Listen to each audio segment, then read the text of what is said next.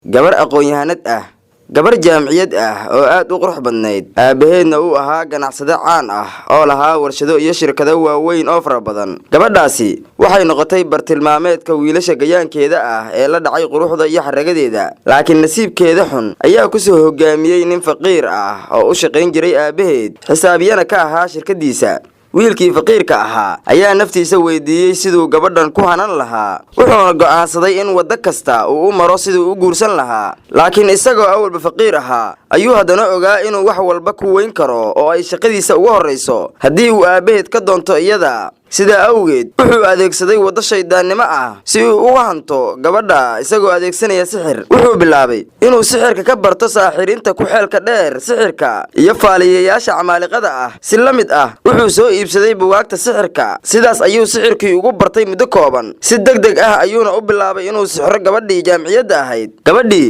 ayaa bilowday inay waqti badan huruddo waxa ayna dareemaysay daal iyo caajis fara badan iyadoo aan qaban wax hawl ah oo culayska u keenay ilaa uu isbedelo muuqaalkeedii waxaana hoos u dhacay miisaankeeda dhammaan isku dayo ay rag soo doontay ku doonayeen gabadha ayaana fashilmay isbedelka quruxdeedii ku yimid awgii aabaheed ayaa u keenay gabadhii dhakhtarkii ugu caansanaa si loo dabiibo hase ahaatee waxba kamuusan faa'iidin oo dhakhtarkii muusan sheegin cudurka inanta haya xisaabiyihii gabadha sixray ayaana bilaabay inuu reerka gabadha dhalay ka soo agdhowaado isagoo u sheegay inuu wax ku daweeyo sixirka awoodna uu u leeyahay inuu daweeyo gabadhan sixran durbadiiba wuxuu bilaabay inuu siiyo gabadhii warqado korkooda lagu qoray farjiniyeed aan la fahmi karin warqadihii ayuuna ku daray biyo si gabadhu u cabto sidaasi ugamuusan harine warqad kale ayuu u dhiibay si ay korkeeda u dul saarto jirkeedii ayaa isbedelay tinteedii tidcanayd ayaa googo'day midabkeedii huruudda la mooday ayaa isbedelay waxayna yeelatay kar qurmoon oo aan loo adkaysan karin daanyeer ayay u ekaatay gabadhii cajaa'ibta lahayd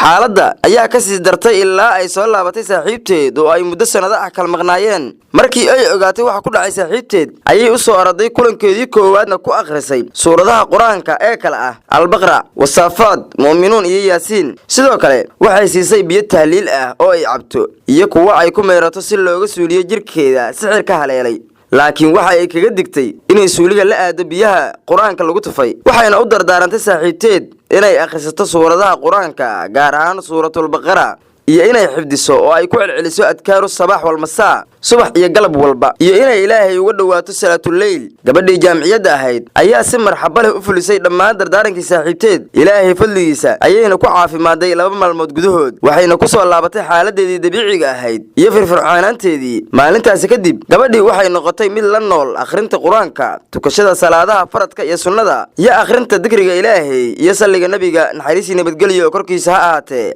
iyadoo u mahadnaqaysa eebihii caafimaadka siiyey wiilkii sixirowga noqday ayaa xabsiga loo taxaabay kadib markuu gabadha aabaheed ku soo eedeeyey inuu ka haday lacag fara badan intuu xisaabiyaha u ahaa